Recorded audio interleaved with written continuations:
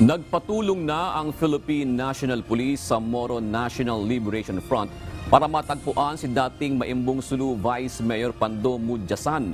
Ayon kay PNP spokesperson Police Colonel Jean Fajardo, kabisado ni Mudyasan ang lugar kumpara sa mga pulis kaya't medyo nahihirapan ng PNP na matagpuan ito. Bukod dyan, kinakanlong din umano ng grupong Abu Sayyaf ang dating vice-alkalde. Sinabi pa ni Colonel Fajardo na naglagay na rin ng checkpoint ang PNP sa mga lugar o karating lugar sakaling nakalabas na ito ng Sulu.